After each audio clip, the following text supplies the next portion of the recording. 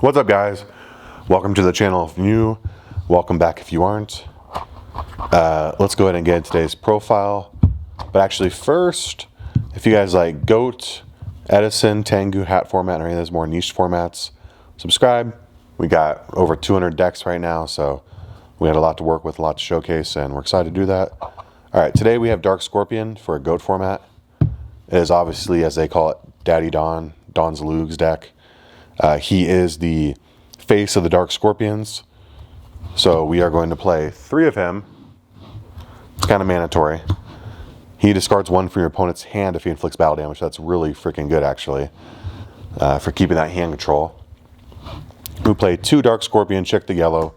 We would absolutely love to play 3, but this card is semi-limited, unfortunately. So we'll play the 2 that they let us play. This one can return, when it inflicts battle damage, it can return a card on the field to opponent's hand, or you can look at the top of your opponent's deck and then place it on the top or the bottom. So usually if you're doing battle damage, you're doing it directly, especially with 1000 attack. I don't know if I necessarily want to return a back row to the hand. Usually we're just going to go for that second effect. I mean, you could potentially return a monster if you attack something that has less than 1000 attack, but doesn't come up as often as we'd like. But anyways, back to what I was saying. We usually use the second effect, look at the top of their deck, and this allows us to put them on bad top decks, or, you know, you might potentially give them something better if you place it on the bottom of the deck. But if you look at it and you're like, all right, this doesn't help their game state advance, I'm in a good position, you get constant knowledge of what they have. You can really put them in a control situation, especially if you're discarding cards with Don's Luke. So this deck is definitely a control deck. All right, next up we have 3 Dark Scorpion. Mine the Thorn. She is the Rhoda. When she inflicts battle damage, you can add 1 from your deck to your hand. Her second effect says that select 1 card that includes Dark Scorpion in its name or is named Cliff Trap Remover from graveyard and add it to your hand. So deck or graveyard, she can get it back to your hand. So that's really good. And next up we have 2 Cliff the Trap Remover. I believe this card used to not have Dark Scorpion in the name, but these are the reprints, so obviously it does. That's why a lot of them will mention or Cliff the Trap Remover. I guess he was similar to Don's Luke in the fact that he didn't have Dark Scorpion in his name. Cliff Trap Remover honestly is a OG because he is on Trap Death Shoot, if you remember that. So that's pretty cool. And then we have 2 Dark Scorpion, Gorg the Strong. He is our big guy, our big beater. He can return 1 monster card on your opponent's side of the field to the hand, or mill a card. He's not the greatest. He's actually the worst because he requires a tribute. But because we play that 1 spell, this one, we'll get to it here in a minute, he does become a little bit better as just being another name. We're then playing 3 Mystic Tomato. Mystic Tomato is going to allow us to get out any of the small ones, but preferably we're going to go for Don's Luke or Chick the Scorpion. Dark Scorpion, Chick the Yellow, I mean. So that's really good. We also have an honorary Mystic Tomato target here, Songen. Songen just too good not to play. And then we got 2 Iron Blacksmith Kotetsu. I am playing this deck as an equip spell deck. We have different ways of playing this deck, but I chose to play it as an equip spell variant because the monsters are not that strong and they all have to do battle damage to get their effects off.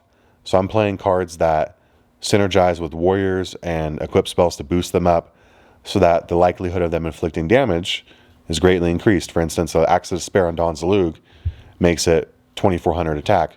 Or like I was saying, how Chick this Yellow is only 1000 attack. Well, now Axe of Despair makes it 2000 attack, for example. So that's why we're playing the Iron Black Kotetsus. Oh, I forgot if I mentioned, but yeah, it's a flip effect that allows you to add 1 equip spell from your deck to your hand. All right, now let's get on to the spells and traps.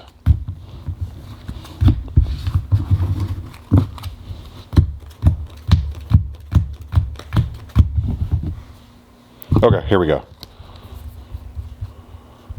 We have the 2 Mustering of the Dark Scorpions. This is what I was saying about Gorg, that big one that requires a tribute. So this one says that if you control Don's Luke, you could special summon any number of Dark Scorpions from your hand, but you can't special summon 2 with the same name. So he's usually going to be summoned off of this card right here because he's 1800 attack, so he is inherently the strongest one of them, even though he just kind of sucks because he's like a terrible monarch, a 1 tribute. 1800 that returns a card is just not that great. But if we can get him for free off summoning this, you know, we'll take it. We'll take it for sure. All right, then we're playing 2 Rhoda. As many archetypes were back in the day in Go to format, Dark Scorpion is no different. It is another one of those warrior archetypes.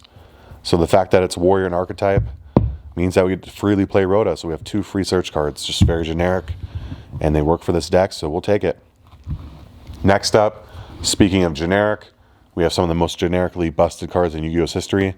We have a first edition, Legend of Blue Eyes. Yeah, I didn't realize I put my first edition in this deck, but I sure enough did. We have a first edition Legend of Blue Eyes Magic card, Pot of Greed. First edition Magic card, Structure Deck Pegasus, Graceful Charity. And a first edition Magic Ruler Duo. Okay, I put a lot of my good ones in this deck. I don't know why, but I guess I do like Dark Scorpions. All right, but yeah, that's your phone, your car keys, and your wallet. You can't leave home without them. You got to take them everywhere you go. Next up, we got the MST. Just want to check ahead before I lie to you guys. Okay, yeah. Notice I'm not playing Heavy Storm. We have Cliff the Trap Remover that pops back row. We have other cards that return cards to the hand. Playing Heavy Storm in a deck that has so many equip spells just would feel really bad. So we opted to not play it at all. All right, on to the equip spells. We have 2 Big Bang Shot, Fusion Sword, Mirasami Blades, and then 1 Axe of Despair, 1 Mage, 1 United, 1 Snatch Steal, 1 Premature, 1 Autonomous Action Unit. All right, let's get into it. All right, Big Bang Shot, that equips to the monster against 400 attack and does piercing. If we were playing Giant Trinade, which looks like we're not, we could do the little trick with it where we equip to the opponent's monster, Trinade it, return it to hand, which would banish their monster, because when Big Bang Shot leaves the field, it banishes the monster that it was equipped to. And then we could re-equip our monster and attack. But we aren't playing that. That's something you can think about if you want to change up some things. You might be asking why play the Mirasami Blade over 3 Axe of Despair.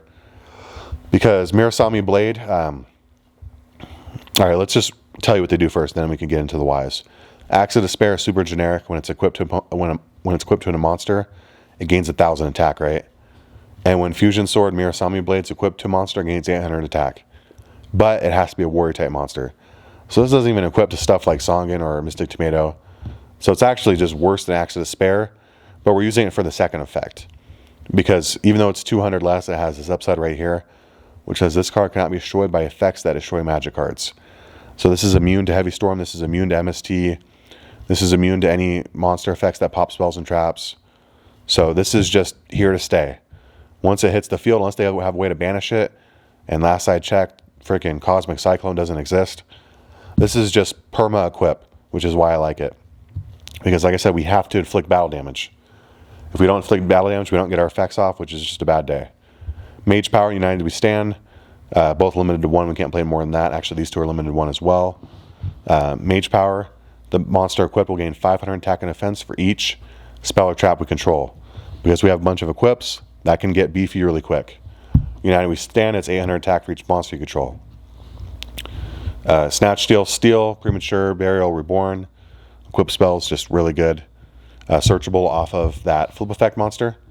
So that's why these go even harder in this deck. And then a Autonomous Action Unit, that is a monster reborn for your opponent's graveyard. So pay 1,500 life points, select 1 monster they control in their graveyard, and take it to your field and attack position and equip with this card. All right, let's go to the traps real quick, then we will get out of here. Only a few more cards. We got Mirror Force, Ring, Trenchel, and Call the Haunted. Nothing much to say about these guys. I've taken up enough of your time today. We appreciate you. Like I said, if you like Goat, Edison, Tengu, Hat, we got it all here for you and more.